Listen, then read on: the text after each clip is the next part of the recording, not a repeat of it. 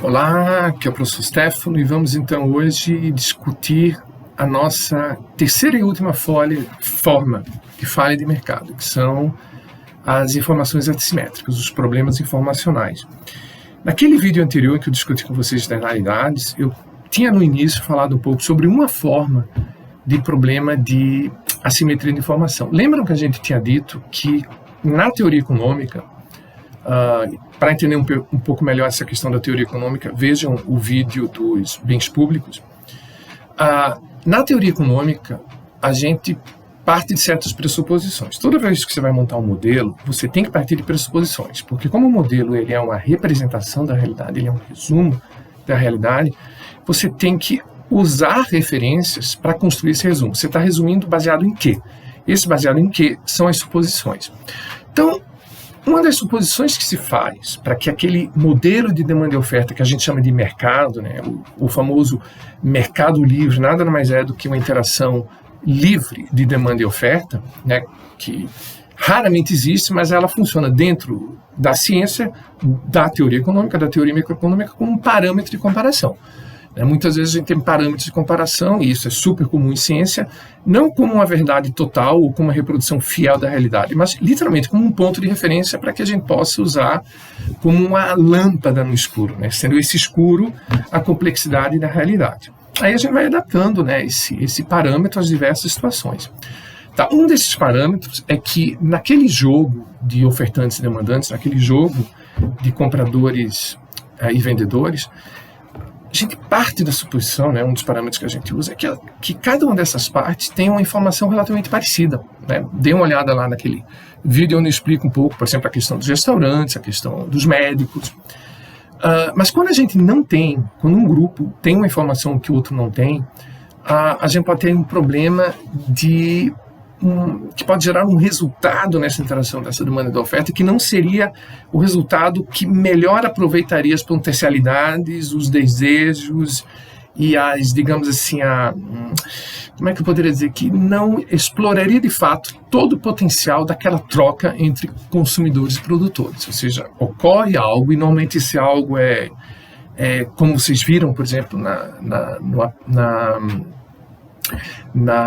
no bloco anterior, aquele dos monopólios, dos oligopólios, esse processo normalmente ocorre com a invasão dos ganhos de um grupo sobre outro grupo. No nosso caso das informações assimétricas, esse processo não é necessariamente tão claro, mas vai mais ou menos pelo mesmo lado. Quando eu digo não muito claro, essa questão dos ganhos de um grupo sobre o outro, como a gente viu, fica muito claro no caso dos monopólios, que é um pouco mais sutil, mas a gente também vai tentar mostrar um pouco na medida do que for possível, sem complicar muito. Aqui especificamente, e vocês têm lá o material, né, no módulo, eu sempre esqueço a palavra módulo, né, aqui no módulo 6, você tem esse material de informações assimétricas, lá vocês vão poder ver com um pouquinho mais de tranquilidade. Aqui eu vou dar só uma pincelada nos pontos principais. Quando a gente aprofunda esse estudo das informações assimétricas, para além daqueles exemplos um pouco mais tranquilos e elementares que eu tinha falado para vocês, a gente tem dois problemas muito fortes que surgem, muito claros. Né? E a gente chama, cada um desses problemas leva um nome. O primeiro deles chama-se risco moral e o segundo deles chama-se seleção adversa. O que é importante é que ele está associado a uma ação que eu não consigo enxergar, né? Talvez no português mais elegante, a uma ação oculta. E já o problema da seleção adversa está associado a uma informação oculta, uma informação que eu não posso observar. Vamos imaginar mais ou menos um problema de risco moral. Uma coisa importante que não necessariamente é fundamental para que a gente entenda esse problema do risco moral, mas como o material que vocês têm vai um pouco nessa linha, para não complicar muito a cabeça de vocês, eu vou também por essa linha. Quando se tem um problema de risco moral, normalmente se tem dois personagens, um que se chama o principal, que é aquele, digamos assim, vamos dizer, aquele que arca com os custos, e o agente seria aquele, digamos assim, que marca com os benefícios. Essa é uma super simplificação, mas, digamos, não estaria muito longe da realidade. Vamos ver um exemplo, assim, para que a coisa fique um pouco mais clara. Eu vou dar um exemplo diferente dos que tem no livro, para dar uma complementada. Vamos imaginar, por exemplo, seguro de automóvel, né? A companhia de seguro, ela não tem como observar, vejam bem, né, um comportamento oculto, ela não tem como observar como é que vai ser o comportamento de cada uma das pessoas que vai fazer o seguro do automóvel, né? Ela, nesse caso, seria o principal, porque ela arca com os custos de um acidente do automóvel, né? E o agente, no caso, seria a pessoa lá que dirige, né, o seu automóvel, e que pode ficar, digamos assim, um pouco mais relaxada, né? Óbvio, dentro de certos limites, ninguém é louco, né, pelo menos a maioria, de arriscar a vida, mas pode ficar um pouco mais relaxada com essa conversa. Tem seguro. Eu mesmo já ouvi tantas vezes na minha vida, principalmente quando eu era garoto. Hoje, graças a Deus, a coisa melhorou. Mas não me importo muito de correr muito, porque tem seguro, se bater, não sei mais o quê. Então, eu me lembro depois, quando na universidade, quando eu estudei esse problema do agente principal, né, do problema dos seguros automóveis, me lembrava muito daquilo. De fato, né, o fato do carro ter seguro pode levar a um comportamento relaxado por parte de quem dirige, né? Então, de novo, eu não quero muito focar nessa questão do agente do principal, mas como o livro traz isso, eu quis começar falando dessa maneira para que vocês não se compliquem. Espero, né, ter ajudado a não se complicarem. Mas o ponto principal dessa relação do risco moral, aqui no sentido, risco moral no sentido de um comportamento imoral, mas imoral não no sentido popular da palavra moralidade, né, mas no sentido moral no sentido de desonestidade, né, de um comportamento desonesto, é que você pode chegar numa alocação de recursos, e aí entra o grande problema da falha de mercado, que não seria o ideal. Vamos de novo ver o exemplo do seguro do automóvel, né, e aqui é essa explicação que eu quero realmente que vocês tenham em mente na hora que vocês forem lembrar do problema do risco moral, que, diga-se de passagem, cai muito em concurso público, em provas de economia.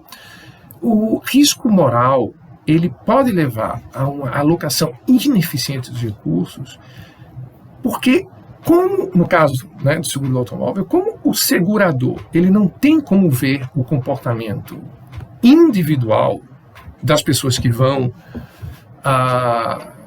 comprar o seguro, buscar o seguro, ele acaba cobrando um preço que pode ser muito alto, dado o comportamento, digamos, responsável e honesto de certas pessoas, e muito baixo, dado o comportamento, digamos, desonesto ou irresponsável de outras pessoas. Com isso, do ponto de vista, a empresa ela não aloca melhor, da melhor forma possível os recursos dela, inclusive podendo, digamos assim, se a gente quiser ser um pouco linear, com isso, digamos assim, diminuindo a sua capacidade de gerar lucros, né, tornando menos eficiente essa alocação. E do ponto de vista dos indivíduos, dos consumidores, você tem um grupo, né, o grupo dos responsáveis, pagando por um outro grupo, o grupo dos responsáveis. Para entender isso melhor, vamos imaginar por faixas etárias, né? É muito comum quando você vai fazer o seguro de um carro, né, muito comum, eu acho que isso sempre... pessoas mais jovens pagam mais caro, né? Principalmente rapazes e jovens, aquela faixa etária em torno dos 20 e poucos anos. Para as seguradoras é uma faixa perigosa. Por que perigosa? Porque estatisticamente é grande, pelo menos era, espero que tenha melhorado. É grande a quantidade de acidentes, etc. e tal. Então, se cobra um preço mais alto para essa faixa etária. Mas veja que interessante, muitas pessoas nessa faixa etária, como por exemplo meus alunos queridos, muitos meus alunos, eles têm um comportamento extremamente responsável, né? Só que a empresa seguradora não tem como ver isso, né? Então eles acabam, ela acaba, digamos assim, ela acaba sendo obrigada a dar um preço que cubra os comportamentos dos irresponsáveis.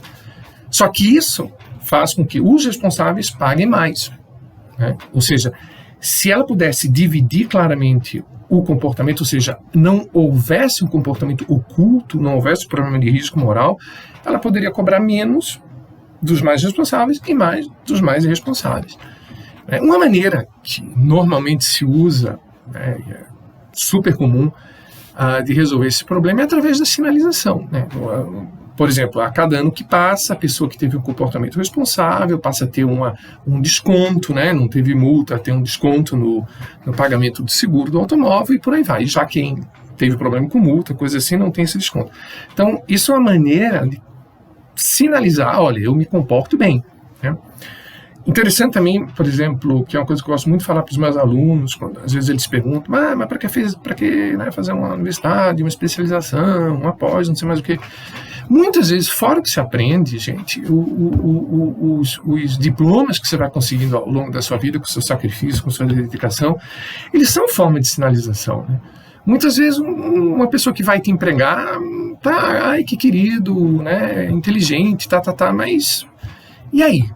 Mas se você diz lá, não, olha, eu tenho, né, uma graduação, né, melhor ainda, né, se for pela URGS, tenho uma especialização, você meio que sinaliza para o teu empregador, para a pessoa que vai te contratar, que você fez um sacrifício. Não é nem só o conhecimento que você revela, mostrando que você tem uma titulação.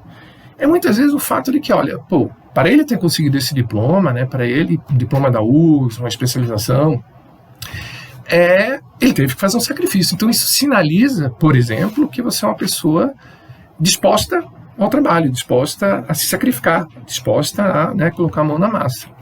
Então a sinalização, né, para a gente concluir o risco moral, ela é uma forma muito comum que se digamos assim, comum, eu não vamos dizer nem comum, espontânea, que os agentes econômicos, as pessoas, quando a gente fala agentes econômicos, a gente fazendo parênteses aqui, a gente está falando de né, agentes econômicos, a gente fala de compradores e vendedores, a gente está falando, na verdade, todos os nossos comportamentos. Assim, a vida é um eterno consumir e produzir. Eu gosto muito de dizer para os meus alunos, a gente, quando está, por exemplo, numa relação de amizade, numa relação romântica, numa relação de afeto, a gente está produzindo afeto, amizade e amor, e a gente está consumindo amizade, afeto e amor, né? Vamos tirar um pouco essa ideia, né, de que produção e consumo é só ir para shopping. Não.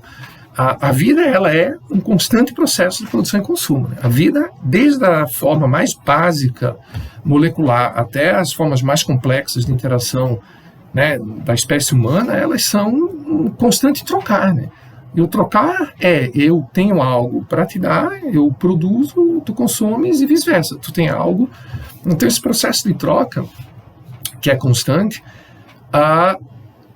é o que a gente resume, digamos assim. Esse processo é feito pelo que a gente resume de um modo um pouco técnico demais em teoria econômica a agentes econômicos. Mas agentes econômicos são fundamentalmente todos agentes vivos, né? Todos os agentes vivos são agentes econômicos. Então esses agentes econômicos, para fechar, né, vocês percebem que eu gosto muito de falar, eles normalmente usam o recurso da sinalização como uma forma de você compensar a informação, digamos assim, do comportamento que não é visível na hora, né? Vejam, um exemplo muito bom também é o exemplo das relações humanas, né? Das relações, sejam elas de amizade, sejam elas... Eu gosto muito das relações de amizade, né? Para mim elas são top.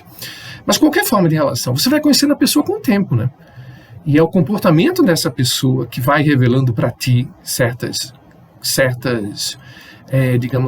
qualidades ou outras coisas não assim tão agradáveis sobre as pessoas que você convive, né? Não tem aquela máxima, né? Até sendo um pouco assim, meio breguinha, né? Amar não é o que você fala, né? Amar é o que você faz. Isso é um clássico problema de sinalização. Não adianta ter blá blá blá e na hora H não fazer nada, né? Bem, agora a gente vai, para terminar, discutir a nossa segunda forma clássica de problema informacional, que é a seleção adversa. Na seleção adversa não é o comportamento que não é observado, que é oculto. O que é oculto é alguma característica. Então tem alguma característica que eu não consigo observar naquele agente econômico e, portanto, eu não consigo negociar de uma forma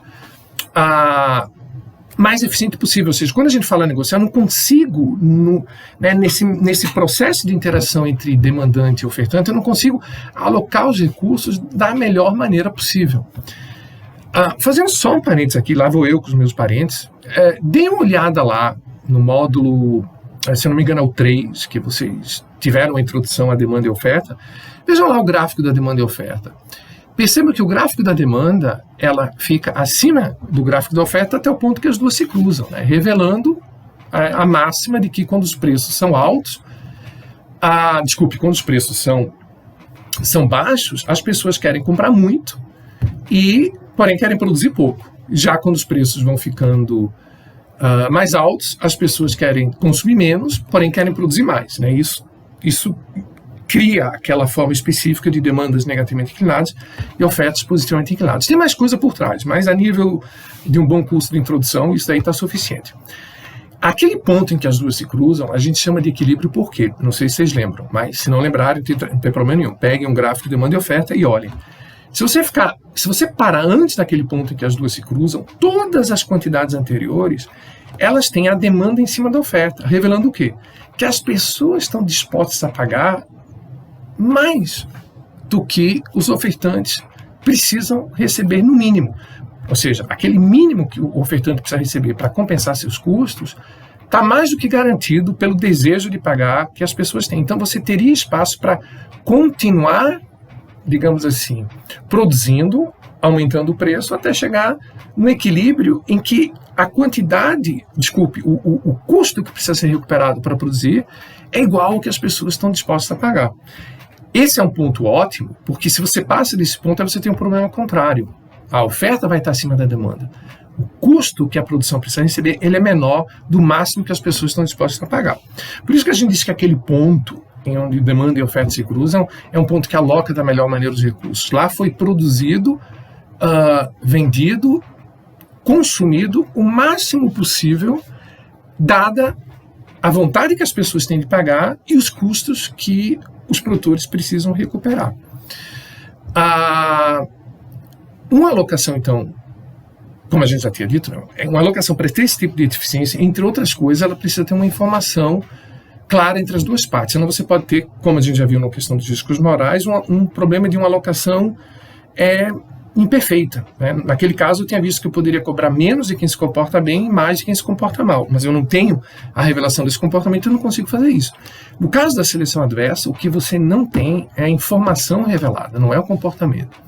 Um exemplo clássico é o mercado dos automóveis usados, que aqui nos livros em português a gente chama o problema dos abacaxis, né? Em inglês eles chamam o problema dos limões. Eu acho que cada língua deve tornar esse problema uma fruta diferente, né? Bem, mas no Brasil é o problema dos abacaxis. O que é um abacaxi, né? Vamos imaginar que eu resolvo abrir uma loja de revenda de carros, né? Então eu começo a comprar carros para revender, né? Só que assim, vamos imaginar aqueles dois motoristas que a gente falou antes, né? O que se comporta bem e o que se comporta mal. Vamos imaginar que eles vendam os carros com a mesma quilometragem, né? Bonitinhos, limpinhos. A princípio, eu não tenho como muito perceber, digamos assim, eu não tenho a informação que me revela realmente a história daquele carro, né? Teoricamente, um carro dirigido por uma pessoa um pouco mais responsável, vamos dizer assim, ele pode, no futuro, mesmo que eu não consiga ver na hora, vir a dar certos problemas que um carro que foi cuidado de forma mais responsável não venha a ter. Então, se eu pudesse perceber essa informação, ou seja, quais são as características da história do carro, que no caso essa é a minha informação, eu poderia cobrar um preço, eu poderia, digamos, oferecer um preço mais alto para a pessoa que se comportou bem e ofertar um preço mais baixo para a pessoa que se comportou mal. Não pelo comportamento, desculpe, mas pela informação do carro, né? Ou seja, esse é um carro bem cuidado, esse é um carro mal cuidado. Esse é um carro que foi usado por uma pessoa, digamos, responsável, e esse foi usado por uma pessoa, digamos assim, irresponsável. Como eu não tenho como visualizar essa informação é oculta, eu acabo pagando preços médios que não alocam os recursos de forma eficiente, pelo próprio fato de ser um preço médio. Ou seja, eu seria muito mais eficiente se eu pudesse cobrar um preço, digamos assim, ofertar um preço mais alto pelo carro bom e um preço mais baixo pelo carro ruim. Como eu não tenho essa informação, o preço médio ele acaba meio que eu resolvo o problema da alocação, tenho os carros, pago por eles, mas não é uma alocação que poderia ter sido ótima como a alocação em que eu tivesse informação sobre os automóveis, certo, gente? Então, com esse vídeo, a gente encerra a discussão das falhas do mercado. Eu quero só terminar dizendo o seguinte: mercado são os ambientes, mercado do ponto de vista da teoria econômica é só isso, o resto, esqueçam as outras palavras quando vocês pensam no mercado. É o espaço de interação entre demandantes e ofertantes. Nesse espaço de interação entre demandantes e ofertantes, caso você tenha certas condições propícios, né, particularmente muitos compradores, muitos vendedores, respeito a regras previamente estabelecidas, informação relativamente completa entre um grupo e outro, você tende a chegar naquele ponto que a gente discutiu antes, onde demanda e oferta se cruzam, melhor que você pode ter, dada aquela circunstância. Caso você tenha falhas de mercado, isso não se torna fácil ou muitas vezes não se torna nem impossível, né? Por exemplo, no caso dos bens públicos, não tenho como excluir, como é que eu vou fornecer? No caso das externalidades, eu tenho menos oferta, digamos assim, uma alocação menor do que a ótima, caso eu tenha, uma alocação maior do que a ótima, caso eu tenha externalidade negativa, e menor do que a ótima, caso eu tenha uma externalidade positiva. E agora, nesse último vídeo, como a gente viu, se eu tenho problemas informacionais, eu não tenho exatamente como cobrar preços que reflitam, de fato, características e comportamentos que não estão revelados. Então, essas falhas de mercado são uma maneira que a teoria econômica tem de, existem outras, mas essa é uma das principais, de colocar problemas no sentido alocativo, que a gente chama, em ciência econômica, de problemas de eficiência, problemas alocativos, problemas de eficiência que justifiquem uma ação pública, uma interferência pública.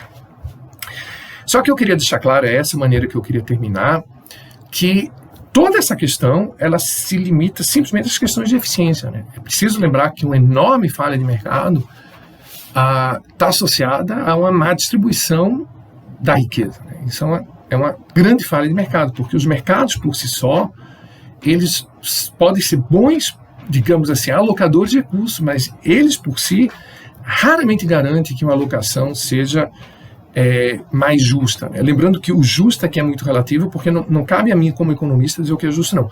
Mas justo no sentido que aquela sociedade, aquele grupo, aquela comunidade percebe como justo, né? Na maioria das vezes, a alocação que os agentes, né, os produtores e os consumidores livremente atingem, ela não é justa do ponto de vista das sociedades, das comunidades, das economias, né?